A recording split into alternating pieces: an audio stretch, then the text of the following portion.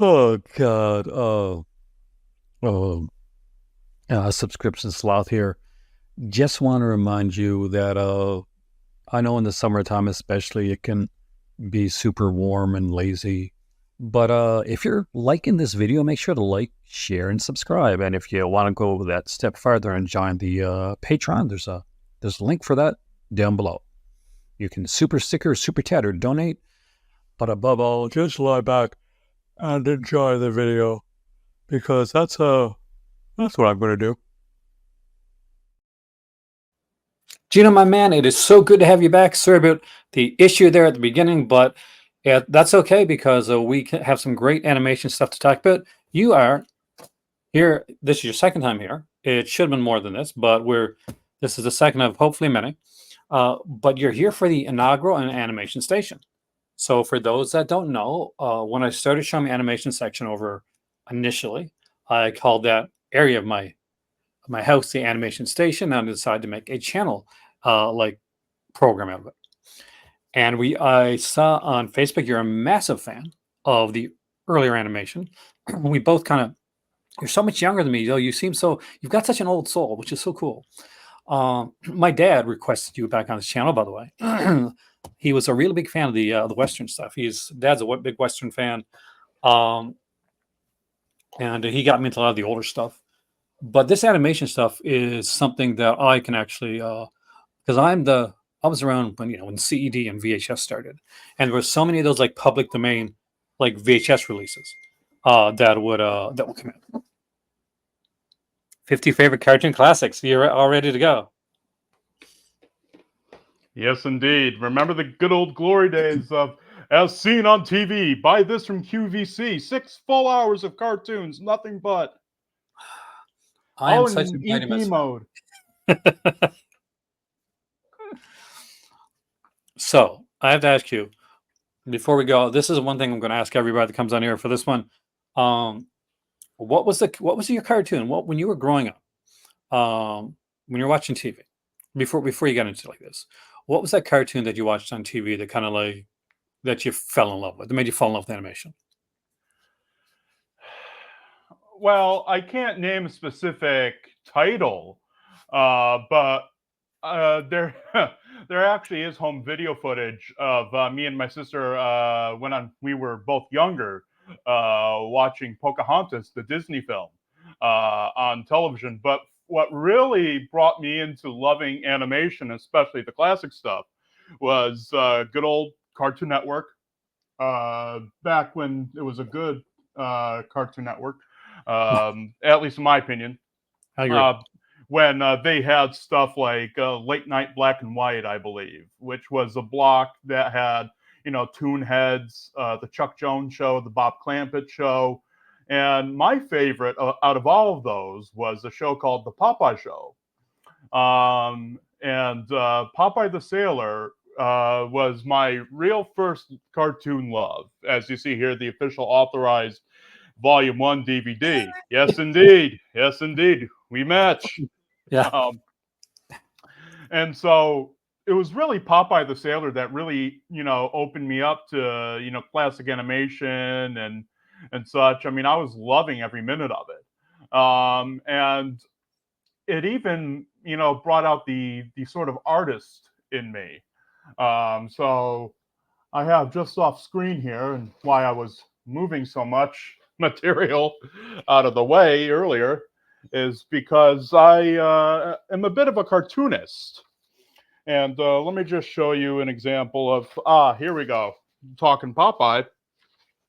Here's a sketch I did of Popeye, shown here in a pose from the film Popeye the Sailor Meets Sinbad the Sailor, which was one of the color two-reelers that Fleischer released back in 1936.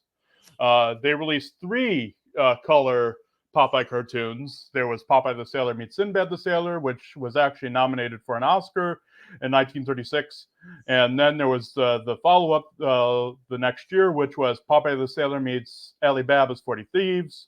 And then the final one, which was made at their studio in Miami, which was called Aladdin and His Wonderful Lamp. And for those of you asking, who was Sinbad the Sailor in this film, well, I have a sketch of him that I did. And here he is right there, played That's by really good. Pluto. Thank you.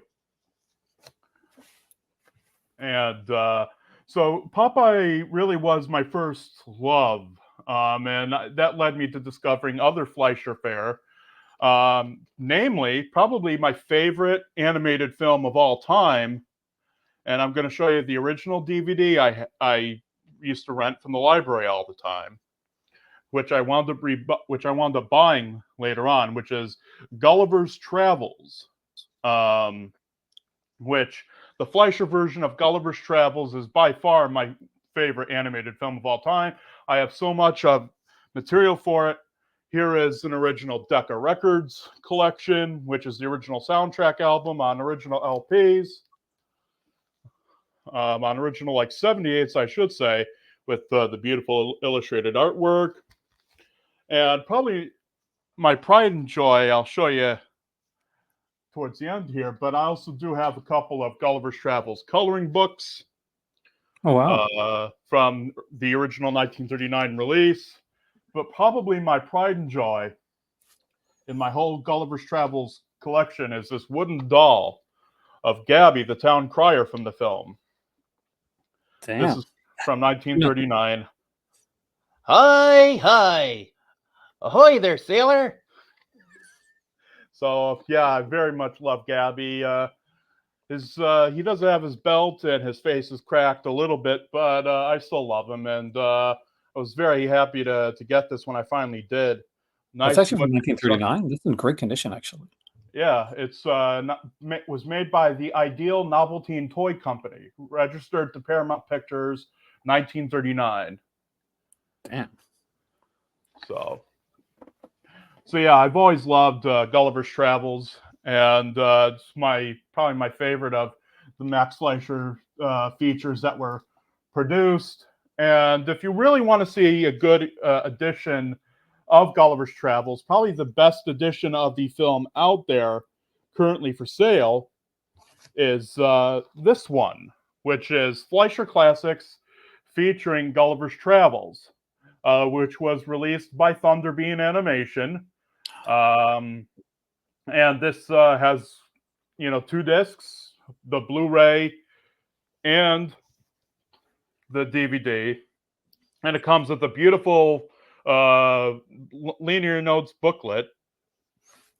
And it has some great bonus features as well, like the original, like that Decca Records album that I just showed you. That's all on here.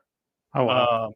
And that also comes with original radio broadcasts, pencil tests, original theatrical trailers, still galleries, publicity materials, toys, books, and more. And it also comes with some bonus cartoons, such as Modeling from 21, In My Merry Oldsmobile from 32, Is My Palm Red from 32 with Betty Boop, The Little Dutch Mill, which was one of their color classics from 1934, The Painless Window Washer from 37 with Popeye, Ding Dong Doggy from 37 with Pudgy, and then 2 cartoons featuring Gabby. Those being Two for the Zoo from 41 and Swing Cleaning from 41. All of these lovingly restored by a gentleman by the name of Steve Stanchfield, with the assistance from Nancy Bailey, Mary Dixon, and the telescene was done by Pat Matthews. And this linear notes booklet has some great information in it from such luminaries as Jerry Beck, Paul Muller, Paul Echeverry, Mark Helsler, Ray Pointer, Bob Jakes, G. Michael Dobbs, who actually wrote a book on Fleischer, as did Ray Pointer, David Gerstein, Mark Newgarden. The list goes on. And a great culmination of years worth of restoration work and everything done for this film that I think is unjustly maligned, and I think, gets swept under the rug. I mean, it was one of the top grossing films in 1939 when it was released. So great motion picture there. It is. And I got to say, Thunderbeam doesn't get enough shoutouts because what they do for like animation and like kind of old school is just amazing. The stuff that they put out. Right. I have now, before I show off this other Thunderbeam release, which I recommend highly, I have to show its predecessor. one of my favorite DVD collections, by the way, is this. The Max Fleischer Color Classics, the definitive collection, Somewhere in Dreamland, 2-disc set. And this is another unjustly maligned, but this is a series of cartoons that have been unjustly maligned throughout the years, because these are actually really great cartoons and have really inspired me to draw. As a matter of fact, one of the cartoons is a film called An Elephant Never Forgets, which is a great cartoon about, barnyard animals in school and such. And, these Fleischer cartoons especially inspired me to draw. So probably one of my best sketches that I did was a Fleischer-styled elephant. Like this is something Wow. that like a Myron Waldman would have drawn, say, for like a color classic cartoon. Some of that great Willard Bowski-esque detailing there. I love drawing cartoon faces. I love drawing, cartoons. And that's why I'm actually going to be going to college in the fall to CT State, formerly known as Middlesex, here in Middletown, Connecticut. I'm going to be taking a Drawing 1 course, so Oh, wow. hopefully I could gain more of an insight there. You And I'm an ex artist. I went to art school. yeah, But I was not as good as you, so we're gonna leave it at that. Uh, so the Color Classics was a series of films that Max Fleischer, had produced to sort of compete with Walt Disney's Silly Symphonies series. And people, knock the Fleischers for, the cartoons that they made during this period as, they're sort of pale imitations of Disney and everything else. But I think if you see them in their proper color and their proper prints, I think you'll see some beautiful cartoons. And as a matter of fact, I wish to give a big shout out to people like Thad Komorowski and Jack Theakston and people like that who are currently working with Paramount Pictures on restoring a lot of these color classics. I mean, the ones from here are sourced from old television prints, where the color has faded a little bit, but still watchable. And there are some great audio commentaries on here by people like Jerry Beck and Mike Kazala and such. And there's even like some other great bonus features. So if you love the color classics as much as I do, please pick this one up. I mean, there's some great cartoons within the color classic series. Probably my favorite is a cartoon called The Cobweb Hotel, which is a oh, I love that one. Actually, I was just looking at that. yeah, The Cobweb Hotel is one of my favorites, and I actually drew the spider from that cartoon. I used to creep me when I was a kid, man. Yeah, yeah. And there's a lot of those creepy, styled elements to the color classics. Like there's a cartoon called The Fresh Vegetable Mystery from the late 30s, where there's like police brutality, kidnapping, all done to these vegetables. Like there's this one segment where these potato cops are placed this whole corn on the cob inside of a toaster to make them talk. Like really bizarre stuff. And a lot of it too was quite timely. Like one of them is called Somewhere in Dreamland, which was the first of the color classics to be done in I believe 3-strip Technicolor. And that one is very timely, considering that the two children characters within that cartoon are it's basically a Depression era family. And they dream of a better life. They dream of being able to have sweets and toys and such when they live in these rather dismal surroundings where they can only be fed really by one hunk of stale bread by their mom and everything. So they get transported to Dreamland, and once the two kids get transported to Dreamland and Somewhere to Dreamland, it is a tour de force for Max Fleischer's patented stereo-optical process. Now, I guess I should explain what that is. Now, stereo-optical process was a process that Max Fleischer had devised. Max Fleischer was a fantastic inventor, and to read more about him, I recommend the following 2 books: The Art and Invention of Max Fleischer by Raymond Pointer, and also The Fleischer Story, which I believe is sadly out of print, by a gentleman by the name of Leslie Cabarga, who hosted the fabulous Fleischer Folio videotapes for Disney back in the 1980s. And somewhere in Dreamland, the stereoptical process, excuse me, basically what that was the Fleischers would design and build these great 3D backgrounds, and place them on this turntable and move them ever so slightly one frame at a time while they put the cells in front. And to see how they do this, by the way, there's a great documentary entitled that Popular Science did for a newsreel entitled yeah, I believe it was a Popular Science style short subject where you actually get to see how they do this, where they actually allowed cameras into the Fleischer Studios in Miami, Florida. And there's great extensive footage in there, and it's beautiful to look at how they did these things back in the day. But yeah, essentially the stereoptical process is where they would, again, 3D background, the cell right in front of it, and they would move it ever so slightly, to go with the cell. Like in the aforementioned short subject that I discussed, they had like a bird flying in front of a castle.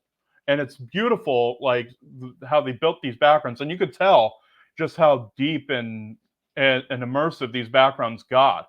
Like probably the best use of them is in the Popeye Color 2 Reelers, Popeye Meets Sinbad and Popeye Meets Alibaba, where you really get to see how deep these backgrounds could go. I actually think the process is superior to what Walt Disney did later with his multi-plane camera, but that's just my opinion, of course. I mean, So. I remember my first Fleischer like experience. I was at my cousin. I was at my best friend's house, and we rented some VHS tapes. And one of the ones we rented, because I'm a comic book guy, I'm a comic book geek, was Superman. Because I thought, oh, they made Superman cartoons like that I didn't see, and it's it's the Max Fleischer Superman stuff. It's the Fleischer brothers. So it comes on, and it's like it's amazing how much. And this one where there's this mad scientist, and he's hitting back this ray. And his powers are different than what I'm used to. I'm like, oh, this is, and it just blew away the animation that I was seeing at the time because I grew up in the era of like Saturday animation. When you get up on Saturday mornings, had your cereal, and there's a bunch of cartoons came on. It is sad that kids don't get that anymore. I think that's way preferable over having a channel that's just cartoons. You have this like time period that you wait for all week, and then you get these cartoons. So I'm watching it. I'm like, this is amazing. It's too bad there's only like 7 of these. And for the longest time, I saw those 7. I would rent that tape over and over again. It's only until a little bit later that I realized, no, they made more. That tape just only had 7 of them. So it was my like purpose at that point. I think it was about 12 to search out and find the other cartoons. It's always amazed me, and I felt like that was like the pinnacle. And to this day, it's still the pinnacle of me for how to animate a superhero and animate Superman. I just think it's just above anything else that's ever come since. Right. Those Superman cartoons are so innovative, but a lot of the work that went into them, especially like how the realistic drawings of Superman and Lois Lane and such, a lot of that could be traced back to not only films like Gulliver's Travels, where the main star of the film, Gulliver himself, is rotoscoped animation, but a lot of that too could go back to these, which are the Max Fleischer famous Out of the Inkwell cartoons. This is a DVD released by Inkwell Images, which is run by Ray Pointer, Fleischer film historian and author. And basically what the Out of the Inkwell cartoons were like was it was almost like a Frankensteinian concept with creator versus creation, where Coco, the clown here, who was actually rotoscoped animation of Max's brother Dave in a clown costume, would be seen causing mischief for Max Fleischer. Like the cartoons would start with Max at his desk drawing Coco the clown, and Coco would eventually leap out of the page and cause mischief in the cartoon studio, and even sometimes cause time to stand still. Like there's Coco's Earth Control, which does that quite beautifully, and some other great cartoons where they use like photographic tricks, every photographic trick in the book to, make it simulate like the world's ending or something. Like beautiful work that they did on these silent film animation cartoons. which are like from 1919 all the way up until like 1927 and beyond. Really great series. And Disney was heavily inspired by these. He went to a theater and saw these, and that's where he created. And here's another Inkwell Images DVD, where Walt Disney created of course, the Alice in Cartoonland Yeah, I have series. those. Yeah, yeah. Where instead of the cartoon interacting with the live action, you have the live action interacting with the cartoon. Uh, yeah, we were discussing Thunderbean earlier, and I was discussing the Color Classics that I have up there. The spiritual successor to the Color Classics, when the Fleischers were ousted from their studio, was a series called Novel Tunes, which were Famous Studios cartoons. Famous Studios being the studio that, Paramount rebranded the studio to Famous Studios once the Fleischers were fired. And you got a lot of great stuff on here, like Suddenly It's Spring with, I believe that has Raggedy Ann in it. You have Yankee Doodle Donkey with Spunky from the Hunky and Spunky Max Fleischer cartoons. You have stuff like Naughty But Mice with Herman the Mouse, and it's quite worthy to note that the Herman and Catnip cartoons, which were, I guess, a poor man's version of the Tom and Jerry cartoons, were excessively more violent than the Tom and Jerry cartoons. Like, they would have catnip exploding and everything else. So very, explosive and almost needlessly violent cartoons, but they're wonderful to watch. And so good bulk majority of the public domain novel tunes were restored and released on this DVD through Thunderbean. And again, I want to give a good tip of the hat to Mr. Steve Stanfield and people like Thad Komorowski, Bob Jakes, Jerry Beck, Mike Kazala for contributing to this DVD. And because they're really, besides this one other DVD that I have, and I'm going to be impartial here, there was really no DVD profiling Famous Studios before that, except for this, which was the Great Animation Studios, Famous Studios, which is a Cartoon Crazies release through WinStar. And the Cartoon Crazies was a series of DVDs that was released in the 1990s, released by my friend Dr. Thomas R. Reich, who I'm going to go on record as saying loves animation, loves all this stuff, and had great reverence for it. And he and his cohorts, I mean, the controversial thing about the Cartoon Crazies discs are that they added new sound effects and made a new Dolby surround track for a lot of the cartoons, which if you're a purist, dyed-in-the-wool purist, you're not going to care for that. But I could watch these cartoons in any fashion as long as they're not too egregiously done, which I don't think the Cartoon Crazies discs were. But the best DVDs now on the market are these Thunderbean discs. The Thunderbean discs are really the way to go if you're really wanting to see these classics lovingly restored. When the studios that control this material are basically neglecting it, so to speak. Yeah. So some of them are so hard to find nowadays too, like the Thunderbeans, especially some of the early ones that they did. Yeah. Seemed like they made like I guess it was cost reason, a limited amount of copies, and like if you got them, you're lucky enough to know. I'm on like I think I still am. Was on an email list for stuff to come out. Mm-hmm. And unfortunately, I don't have any of that here anymore. I wish I did. I'm not sure if I give it to my kids or something, but I don't have the Thunderbean stuff here. But I love the that aspect, that era. So you're a Popeye fan. I have to ask. Yeah. So I know you got these three, like these here. But how did you feel about like Popeye after this? About the the AARP, like when Popeye went to TV, and they kind of like got cheaper, it got a little different. Oh, are you talking about the '60s ones where they renamed Bluto Brutus and all of those? Yeah. Because they put them out, and actually the killer part is I used to show these on my channel when I was doing like it would be in the background. So I had somebody that would like email me all the time and ask to buy them from me, because at that point they weren't they went out of print. They weren't available for a period of time.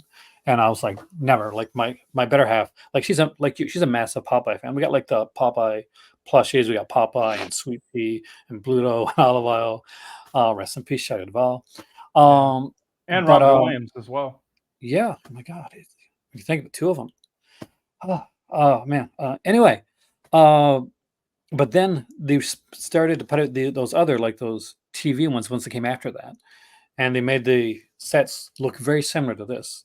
So people bought some of those sets, thinking that they were getting this, and then getting it, and realizing that this is not. This is the stuff that was on the Saturday morning cartoons when I guess when my dad was younger. Yeah. Now I'm going to play devil's advocate here, and I'm going to say that even when the cartoons went to Famous Studios, which these two sets represent, exactly, these are the Famous Studios Popeyes, and I'm going to even say that even though the art style grew to be more simplistic, they were still great cartoons, animated by a lot of the old hands of the Fleischer regime, like Dave Tendler, Seymour Nightel, Myron Waldman, I believe, even animated on some of those. But yeah, like even some of the early Famous Studios Popeyes were still good. It was not until like the 60s cartoons where they really started to fall, in my opinion, like when they renamed the character Brutus and everything. But the added advantage of those 60s cartoons, I suppose, is the fact that you got to see more characters from the comic strip, from the Popeye comic strip come, like the Sea Hag, I believe Mr. Giesel, Wimpy's rival, Roughhouse, who you never saw in the Fleischer cartoons. So you got to see some more of the characters from the comic strip, but unfortunately the animation does suffer a lot in those later television Popeyes. So just be wary of that. Yeah, but even those, I got to say, for me, as a fan, I still love it. Oh yeah, definitely. And to put ones I know that you're going to show, so I'll show. You're a fan of these two, so. Oh yeah, yeah. When these came out, we had to have these. We bought like DVD sets, and we went to like a store in Ontario, and we had all the sets on Blu-ray. Nice. And I'm like, yeah, I'm grabbing these. From the sadly dearly departed Olive Films. Yeah, that was the one that hit me hard when they went under. I wish they put more features on their stuff, but when their remasters were immaculate. These are, anybody that sees these out in the wild, please grab them. A lot of people didn't because they were like, oh, it's only 12 cartoons, but they were massively remastered. Each of these sets, and they're just so well done. I love Betty Boop. Well, and, on my wish list, which there's going to be links to my Amazon wish list and such below, but Thunderbean actually did release a set of some of the later public domain Betty Boop cartoons restored on Blu-ray. So the Thunderbean Betty Boop Blu-ray is a perfect companion piece to those that you just showed. So please pick that set up as well. See it? The Thunderbean, you used to be able to get some of those from Amazon. And you can buy them from, you can? Okay, perfect. Because I know some people you can buy directly, and you can also buy from Amazon as well. I'm asking because I just finished Amazon Prime Day, and sadly I did not get any animation this year. But I normally that's what we hone in on. On Prime Day is animation. My better half is a massive Scooby-Doo fan. I'm going to get around for one of these episodes because you're not going to believe for Scooby-Doo collection. Yeah. But when you went for we went through that Fleischer era, and Gulliver's your favorite. I think that's an amazing cartoon. So that's an excellent choice. Where did you go from there? When you go from Fleischer and you say, okay, you're watching the Fleischer stuff, you're seeing like the Coco, you're seeing like Betty Boop, you get up to the point where Superman, you got Gulliver's Travels, and you want to branch out. For instance, you want to go into like more kind of a classic animation outside of Fleischer Studios. Where do you jump next for you personally? Well, probably the And I'm jealous of you that you have the. I believe you have either all of them or at least the bulk majority of the Walt Disney Treasures sets. I have them all. Yeah. Because I would love to own all those. It's a shame that they have no intention of reissuing those because those are brilliant sets to own. I do have a Laserdisc set just off screen here of Mickey Mouse black and white cartoons that they released. Did that have the? Because there's one set that came out that had like the censored like cartoon in them, and which was amazing. And they did it for what was the other one as well? Did it for a couple ones where they had like cartoons that didn't make it, like they didn't show on TV as much. Except when I was a kid, they did. They showed everything on TV when I was a kid, man. Later on, there were they have certain ones they wouldn't show, like Tom and Jerry, for instance, where they switched those around. They changed Tom and Jerry cartoons. Yeah. Because when I bought them on DVD and Blu-ray, the characters changed. Yeah. Which I understand, but I think, me personally, when it comes to stuff like that, I think that I would prefer what Walt Disney did for the Disney Treasures, and is that they show them just as they are, and they'll have like an introduction at the beginning, say, okay, this was a different time, yada yada yada. Here you go. Here's the cartoons, unaltered in exactly the way that they were originally shown, without any censorship. I think that's the best way to show something like that. Oh, I agree. And I'm going to show a bit of an oddity here. This is when in the 1980s, when you just had to be there. I mean, I wasn't there myself. I was born in '95, but by studying and researching all this and just fascinating. This is a set of Disney cartoons, but you notice it's not released by Disney.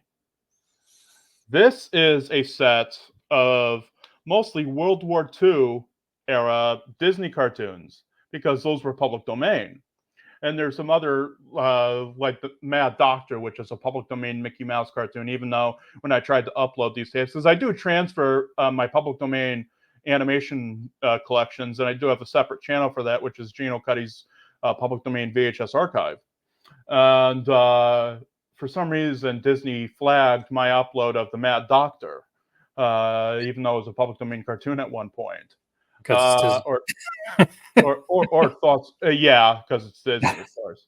And so there's stuff like Minnie's Yoo-Hoo on here. Alice Solves the Puzzle and Alice's Tin Pony, a couple of the Silent Alice cartoons. There's even some Oswald the Lucky Rabbit, but the rest of them are pretty much the like the Winged Scourge and the Thrifty Pig. All those are like propaganda, World War II propaganda cartoons. Oh, did you get the Private Snafu ones on there? Those are hilarious.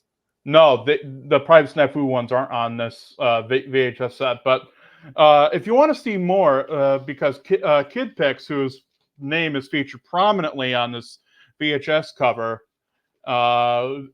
Kid Pix was a division of a video label known as Amvest Video.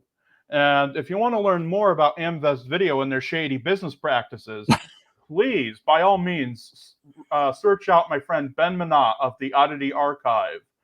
His channel is vastly underrated. His channel deserves more views and ratings and likes, comments, and subscribes than it does, because his work is just phenomenal, and he explores a lot of interesting subjects, one of which was Amvest Video, which, at the beginning of a lot of these tapes, you would see this hamster in a Michael Jackson outfit, welcoming you to the tape. And it's like, what's that for? And Ben goes into detail as to why that is. So please look up Oddity Archive, Amvest Video. And if you like that video, please feel free to view some of Ben's other videos, because he puts a lot of blood, sweat, and tears into his videos, and, doesn't get the appreciation that I think he deserves, much like our humble host over here. Thank you. Yes, if you're liking Ben's videos, watch a video, watch another one, and subscribe. Absolutely. So yeah, I think the logical next step from Fleischer is to go to Disney. And then there's stuff like Harmonizing at MGM. Probably my favorite MGM Harmonizing is probably the most seen one, which is a cartoon called Two Spring, which is just a beautiful Technicolor cartoon, where these I guess these elves are they're getting rid of winter, and they're trying to bring spring into the air. and you see all these beautiful colored fountains and everything full of like green, red, purple, like liquid, and it just makes you crave soda or candy whenever you watch it. It's just beautiful. It's like the best color cartoons to me are the ones that make you want to lick the cells. You know, and I know this is probably a weird thing to say, but but the best color cartoons are like that. So I'm very happy that they are now working on restoring the color classics, the Max Fleischer color classics on. I guess they're doing it for the film festival circuit currently, but I'm hoping that that extends to like Blu-ray and 4K and whatever they can do, because those deserve to be seen in their proper context and in their proper original colors, because those old TV prints, really, muddled the cartoons, and it sometimes could even muddle the enjoyment of them. Like I posted on my Facebook page a comparison between an old NTA print of the Fresh Vegetable Mystery, which was a television distribution company, NTA, National Telephone Associates. I posted a comparison between an NTA print of Fresh Vegetable Mystery versus, the newly restored Paramount print. And it's like, not only is it beautiful and full of great color, there's stuff in there that I didn't even notice was there. Like in the title card for Fresh Vegetable Mystery, I didn't know there was a clock in that title card. That's how bad the old prints were. You couldn't see anything. So I'm grateful to God that they're now restoring these original Max Fleischer color classics, and I'm hoping to death that they release them on Blu-ray, because they deserve to be seen in their proper context and color. Animation is one of the most maligned things when it comes to physical media. There's so many stories of like series and sets that were started. Remember those Tom and Jerry like classics and the volume 1? You're still waiting for the next big volume to come out. And so many like different sets. I remember Jerry Beck talked about it. The fact that he started working on so many different like animation sets, and studios just dropped them suddenly. I'm a big fan of like the Looney Tunes era stuff. That's my, I grew up that stuff. So I remember buying all the gold collections, and then I started to buy like the platinum collections when the different ones over onto Blu-ray. And they still do some, but it's not the way that it was. And trying to collect animation can be very, very different. Anybody that's ever read or tried to collect and complete Super Friends knows what a labyrinth of a maze. Oh, but they're coming out with the complete set of that now. See, they will now that I collect all. If it's Blu-ray, I might upgrade though. Because it's yeah, just, I think it is a Blu-ray. I think I saw that, and I'm not a big. I'm gonna state right here, I'm not a big superhero fan or anything, but that might even be a pickup for me, because I love that old like Filmation style, all that cheesy stuff. I love it. I love it. There's some amazing early like Filmation stuff I think you dig. Yeah. There was actually it was put as a set. Then they put them as 2 volumes, 2 DVDs, kind of like DC Superheroes Filmation, like that came pre Super Friends, and Yeah. it was like really early, really kind of rougher, but had a lot of charm to them that I Yeah. think you'd probably dig, even if you're not into the heroes so much themselves. Just the animation process and the way that's done is just so fun. Yeah, I mean, I even like, and this is, people are going to, I don't care. I love the Filmation Ghostbusters, like with the gorilla and everything. Like, What's wrong with Ghostbusters? Those are fun, man. yeah, I those got me are some of fun. those. Like, but I would love if they were to do a live action movie of that Ghostbusters, but they never would, because the mainstream Ghostbusters is what's accepted, and if there was to be another, like, who are they? Like, what's this gorilla and this Yeah, and blonde they guy? came first. It's like they Yeah, came first. It's not like Ghostbusters. No, they came first. yes, Larry Storch, and who was the other guy? It was Larry Storch and Storch some is other hard to guy. remember. Yeah, in the original Ghostbusters, and then of course Bob Burns in the gorilla costume. Yeah, Forrest but Tucker, was it Forrest Tucker? was it Forrest Tucker? Oh my god, that's a Was big it? actor. Like I'd have to go back and look. It's been a while. I've got it downstairs actually. Yeah, I got a volume, but it's just it's one thing that me and my better half can put on and watch anytime is the animation stuff. That's what actually started this whole program. is I've started to rewatch a lot of the earlier animation stuff. I started rewatching some Betty Boop last night, actually, in Nice. preparation for this. And so when you mentioned Coco and that, I'm like, oh, Betty Boop. So it was such a wonderful way, like just to transport myself back. And I think people forget sometimes, like when we watch a lot, I do a lot of movies on my channel and recently, like TV shows, and I do a lot of horror and stuff like that. That's your favorite genre, especially some of the stuff that I do. But it is so nice and so refreshing to go back to those kind of like earlier. Now, I don't want to say simpler because it weren't simpler. If anything, like some of it was rough, was scary, was Even more complex. yeah, people were going through like hard times. We're talking like depression era stuff, and it showed. I mean, like people say, well, these show things now, like, or there's messages. There always, man, there always was. Just go back and watch some of this early stuff. It gets pretty dark. It gets pretty intense. Yeah, There's like the Cobham Hotel, for example. exactly. And for like a fun one, and you'll probably remember the name. For the life of me, it's gone in my head. But there's this cartoon, and it's in a bookstore, and there's all the characters from the books coming out of the books. Oh, have you got any castles? Yeah, that's the one. I love that one. Yeah, that's a good one. Such a great cartoon. I love those Warner Brothers one-offs like that, and of course, one of my favorites. But sadly, it would go over the kids' heads nowadays because they wouldn't recognize who any of the people are supposed to be. But like stuff like Hollywood Steps Out. Oh yeah, I was actually thinking of that. Yeah. You got to go with, like Bogart, Edward G. Robinson, all the characters there. Mhm. It is so neat to see stuff like that. I'm sure you got them. If you don't, I do recommend that Warner Brothers, like the Looney Tunes Gold Collection. They did 5 volumes. They did no 6 volumes. I think the 5th or 6th has the war stuff, and I've got the Disney Treasures. And one of our favorite ones in Disney Treasures is just like the whole like on the battlefront, like from like it's the all the war Spirit propaganda stuff. 43 type stuff. Yeah. Yeah, all that stuff. Private Snafu and all these guys, and to see like the stuff that they did then, and you're like, oh man, this is.